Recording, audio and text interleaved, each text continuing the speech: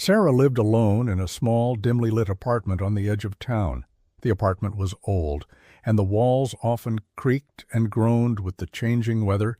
She was used to the quirks of her home, but recently an unsettling pattern had emerged. Every night around 3 a.m., Sarah was woken by a faint scratching sound. At first she thought it was just the pipes or maybe a stray cat. But as the nights passed, the scratching grew louder and more persistent. It was as if something or someone was trying to get in. One particularly cold night, unable to sleep, Sarah decided to investigate. She grabbed a flashlight and checked the windows and doors. Everything seemed secure, and there was no sign of forced entry. Dismissing it as a figment of her imagination, she returned to bed, determined to ignore the scratching. The next morning, Sarah discovered something odd, a small, muddy footprint on the doormat. She lived on the second floor. No one should have been able to leave such a mark without a ladder or some means of access. Her pulse quickened as she considered the possibility that someone had been outside her door. Her anxiety mounted over the next few days. The scratching continued, now accompanied by a low, unsettling whispering that seemed to seep through the walls. Sarah's nights were plagued by restless sleep and haunting dreams.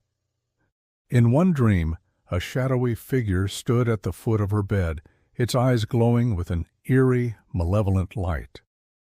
Desperate for answers, Sarah decided to set up a camera to capture whatever was causing the noise. She placed it strategically near her door and went to bed, hoping the footage would provide some clarity. The next morning, Sarah eagerly reviewed the footage. What she saw chilled her to the bone. The video showed nothing out of the ordinary until exactly 3 a.m. The scratching began as usual, but then the door handle slowly turned. The door creaked open, though Sarah hadn't heard a sound. The camera captured the faint outline of a figure slipping into the room. It was too indistinct to make out clearly, but it moved with a deliberate, almost calculated slowness.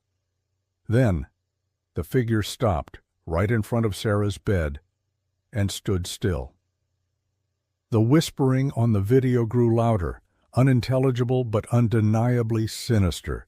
The figure remained motionless, its presence palpable through the grainy footage. As the clock approached 3:30 a.m., the figure turned and exited the room, closing the door behind it. The scratching ceased immediately after. Shaking, Sarah decided to confront the situation. She scoured her apartment for hidden cameras or recording devices, but found nothing. It was as if the figure had vanished, leaving no trace. That night, Sarah slept with the lights on, her fears making her vigilant. The scratching had stopped, but the whispering persisted, now seeming to come from within her own mind. The apartment felt colder, the walls more oppressive. She couldn't shake the feeling that she was being watched. Weeks later, Sarah moved out of the apartment, unable to bear the eerie presence that had taken over her life. The apartment was rented out again, but the new tenants reported strange occurrences, a faint scratching, whispering in the night.